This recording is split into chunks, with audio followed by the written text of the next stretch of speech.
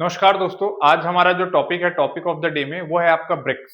ठीक है, इसके बारे में हम लोग आज डिटेल से जान के चलेंगे क्योंकि ब्रिक्स की इस बार अध्यक्षता आपका भारत कर रहा है, तो ये इंपॉर्टेंट आपके सारे एग्जाम्स के लिए इंपॉर्टेंट हो जाती है, like banking, SSC, one day exams के लिए और आपका पीएससी यूपीएससी वगैरह के लिए भी यहाँ पे आपकी न्यूज काफी रेलेवेंट और इंपॉर्टेंट सेगमेंट देखने मिलेगा। देखिएगा पहला क्या है 25 तारीख की न्यूज है, 25 मार्च की। इसमें सबसे पहले आपका बात किया गया ब्रिक्स, BRICS, एक एक कंट्री के नेम से जो इसके मेंबर्स हैं वहां से अल्फाबेट्स लिए गए। साल 2026 में भारत ने ब्रिक्स की अध्यक्षता संभाली, जिसका थीम था, यहाँ का जो थीम है वो देख लीजिएगा, लचीलापन, नवाचार, संयोग और सतत विकास की निरंतरता। आगे देख के चलेंगे, ये कुछ इसके फाउंडिंग मेंबर्स हैं, संस्थापक देश हैं, जिसमें आपका आता है बी से ब्राजील, रशिया, भारत और चाइना। ये चार कंट्रीज की स्टार्टिंग अल्फाबेट्स यहाँ से लिए गए। बी आर, रशिया से आर लिया गया, इंडिया का आई लिया गया और चीन का सी लिया गया। ये इसका कुछ संस्थापक फाउंडिंग मेंबर्स यहाँ पे आपको देखने मिल रहे हैं। नेक्स्ट देखेंगे हम लोग समाचार में क्यों। समाचार में आपके इसलिए रहता है कि 2026 में भारत ने ब्रिक्स की अध्यक्षता संभाली, जिसका थीम था, अभी मैंने बताया, लचीलापन, नवाचार, सहयोग और सतत विकास, सस्टेनेबल डेवलपमेंट का निर्माण करना। अपने कार्यकाल के दौरान भारत में विज्ञान, साइंस, टेक और नवाचार, STI, साइंस, टेक और इनोवेशंस की बात कर रहा है। ये आपका एजेंडा की प्रमुख प्राथमिकता, जो प्रायोरिटी सेक्टर्स हमारे यहाँ पे रखे गए, ये आपका ब्रिक्स आपको यहाँ पे देखने मिल रहा है। अगला देखिएगा, इसका इंट्रोडक्शन देखिएगा, ब्रिक्स का परिचय क्या है आपके लिए। सबसे पहली बात, ब्रिक्स BRICS एक बहुमंडली, मतलब एक से ज्यादा कंट्रीज है तो यहाँ बहुमंडली आपको देखने मिलता है, मल्टीलेटरल्स आपको देखने मिलेगा, उभरती अर्थव्यवस्थाओं के बीच समन्वय स्थापित करता है। ये एक अंतर सरकारी क्या है, इंटर गवर्नमेंटल मैकेनिज्म है आपका, अंतर सरकारी तंत्र है, इंटर गवर्नमेंटल मैकेनिज्म के रूप में कार्य करता है, जो सामूहिक निर्णय को बढ़ावा देता है। मतलब जो भी डिसीजन होंगे आपके, सब लोग मिलकर यहाँ पे पार्टिसिपेट करेंगे, सारे लोग का डिसीजन यहाँ पे सब लोग यहाँ पे मिलकर डिसीजन देंगे। ये देख लेते हैं उस कंट्रीज के जो अभी फॉर्मल हेड्स हैं, जो वो आपको यहाँ पे देखने मिल रहे होंगे इस इमेजेस में। आगे का देखिए, इसका अवधारणा कहाँ से, शुरुआत कहाँ से होती है ब्रिक्स की। ब्रिक्स शब्द की उत्पत्ति की शुरुआत आर्थिक वर्गीकरण के होता है, आपका आर्थिक वर्गीकरण के आधार पर किया जाता है।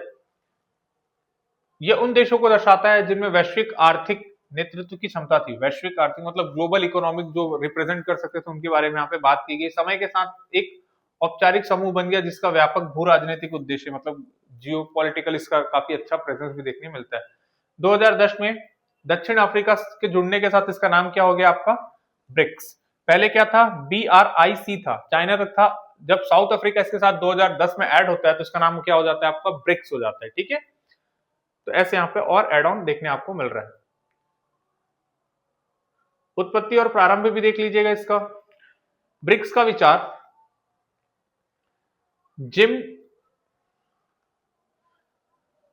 एक सेकेंड, ब्रिक्स का जो विचार था, जिम के नाम, जिम है 2001 में उनके द्वारा किया गया था। 2006 में इसका UN जनरल असेंबलीज में अनौपचारिक यानी नॉन फॉर्मल मीटिंग्स वगैरह यहाँ पे आपको देखने में। पहला शिखर सम्मेलन याद रख के चलेगा 2009 में, और हमारा ब्रिक्स बनता भी कब है आपका, 2009 में ही बनता है। किसके लिए बात की गई थी यहाँ पे, वित्तीय स्थिरता, फाइनेंशियल स्टेबिलिटी, और दूसरा क्या, वैश्विक आर्थिक सुधार, ग्लोबल इकोनॉमिक रिफॉर्म की यहाँ पे बात की गई है। आगे देखिएगा, विस्तार और सदस्यता। ब्रिक्स में समय के साथ नए देशों को भी शामिल किया, बहुत सारे अभी कंट्रीज आपको देखने मिलेंगे इस समय ब्रिक्स में, और भी कंट्रीज ऐड हुए हैं। सदस्य बनने के लिए सभी मौजूदा सदस्यों की सहमति जरूरी है, मतलब जो एग्जिस्टिंग मेंबर्स हैं, अगर किसी नए मेंबर को ऐड करना है तो भैया जो पुराने एग्जिस्टिंग मेंबर्स हैं उनका सपोर्ट वहां पे होना चाहिए, उनकी सहमति यहाँ पे जरूरी है। ठीक है, हाल ही में विस्तार में ग्लोबल साउथ की बढ़ती रुचि भी यहाँ पे देखी गई है। ब्रिक्स, इसीलिए इसका नाम अब क्या कर दिया, ब्रिक्स प्लस कर दिया, क्योंकि और भी कंट्रीज जोड़ते जाए, नाम लंबा करना सही नहीं था, तो उन्होंने क्या कर दिया, यहाँ पे ब्रिक्स प्लस लगा दिया। समूह, शब्द समूह के विस्तार को यहाँ पे दर्शाता है। आगे देखिएगा, वर्तमान सदस्य इसके कौन कौन से हैं, प्रेजेंट इसके मेंबर कौन से, मेन जो इसके मेन मेंबर्स है, ब्राजील, रूस, भारत, चाइना और साउथ अफ्रीका। ब्राजील का यहाँ पे आपको देख लीजिएगा, यहाँ पे क्या हो गया आपका B, रूस का R, I, चाइना का C और ये S। ब्रिक्स यहाँ पे आपको देखने मिल रहा है। नए सदस्य और भी कौन से जुड़े इसमें, आपका मिस्र है, ठीक है, इथोपिया है, ईरान है अभी वॉर पे चल रहा है, यूएई है और इंडोनेशिया है। ये और नए इसके मेंबर्स यहाँ पे ऐड हुए हैं। ये काफी बड़े कॉन्टिनेंट में द्वीपों में फैला हुआ है, इसलिए इसकी भौगोलिक विविधता, जियोग्राफिकल सिग्निफिकेंस काफी ज्यादा यहाँ पे बढ़ जाती है। फिर कुल मिलाकर ये दुनिया की 40% कितनी परसेंट आबादी को कवर करता है, कितने परसेंट पीपल को रिप्रेजेंट कर रहा है, मतलब 40% वर्ल्ड की पॉपुलेशन को यहाँ पे रिप्रेजेंट, ये प्रतिनिधित्व करता है।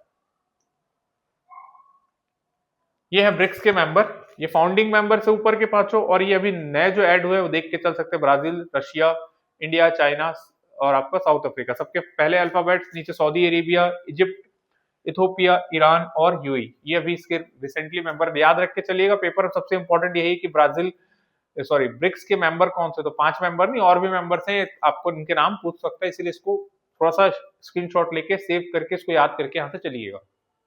अगला देखिएगा, रिसेंटली डेवलपमेंट्स क्या है, हाल के विकास क्या है। 2022 रूस यूक्रेन के बाद विस्तार तेजी से हो रहा है, अभी भी वॉर चल ही रहा है, ठीक है। फिर उसके बाद कॉमन करेंसी पर चर्चा की गई। क्या होता है, डॉलर से हट के भी ये लोग आपस में अपनी करेंसी पे विचार कर रहे हैं कि हाँ भैया, डॉलर के प्रभुत्व के वैकल्पिक, जैसे डॉलर के अलावा भी अपनी करेंसी में ट्रेड कर सके, स्वाइप एग्रीमेंट्स वगैरह सारी चीजें यहाँ पे देखी जा रही है। नए देशों की बढ़ती रुचि में सदस्यता विस्तार की संभावना है, मतलब इसको और बढ़ाने की बात यहाँ पे की जा रही है। आगे चलेंगे हम लोग।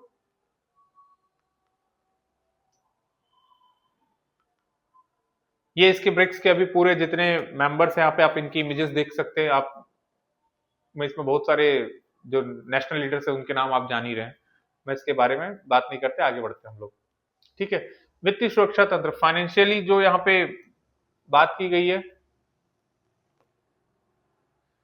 इसमें सबसे इंपॉर्टेंट आपका रहेगा reserve agreements, contingency reserve agreements बात की गई है यहाँ पे, ठीक है। वित्तीय समय में तरलता, लिक्विडिटी, जैसे अभी भी वित्तीय देखने मिल रहा है आपको, ईरान और जो ये वॉर चल रहा है उस पर भी आपको ये सारी चीजें, ये ग्रुप वहां पे इंपॉर्टेंट हो जाता है। फिर आपका आईएमएफ पर निर्भरता कम करने की बात की गई है, आपका इंटरनेशनल मॉनेटरी फंड्स पे निर्भरता की बात की। चीन का सबसे बड़ा योगदान है, याद रख के चलेगा, इसमें चीन सबसे बड़ा क्या दे रहा है, अपना कॉन्ट्रीब्यूशन दे रहा है, 41% का चीन यहाँ पे बहुत बड़ा कॉन्ट्रीब्यूशन आपको देखने के लिए मिल रहा है। नेक्स्ट चलते हैं हम लोग आगे। फिर आपका है इंस्टीट्यूशनल मैकेनिज्म पे देख के चलिएगा, संस्थागत तंत्र क्या क्या है इसके। सबसे पहले इसमें इंपॉर्टेंट आता है, एक बैंक का नाम है, लिख लीजिएगा, उसका नाम क्या है, न्यू डेवलपमेंट बैंक, एनडीबी। बुनियादी ढांचे परंपराओं के लिए वित्त पोषण के लिए स्थापित किया गया, मतलब जो भी यहाँ के इंफ्रास्ट्रक्चर डेवलपमेंट वगैरह के लिए इन कंट्रीज को पैसे चाहिए तो ये इस बैंक में जा सकते हैं, जिसका नाम है न्यू डेवलपमेंट बैंक, ठीक है। 2014 से शुरू किया गया है।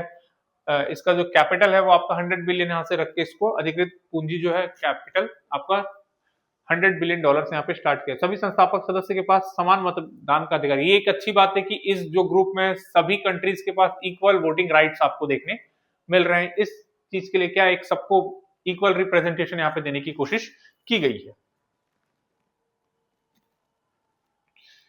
आज के लिए इतना ही, बने रहिए हमारे साथ, और भी नए टॉपिक ऑफ द डेज के साथ और भी हम लोग चीजें जानेंगे और आपके एग्जाम में हम आपकी हेल्प पूरी करके देंगे।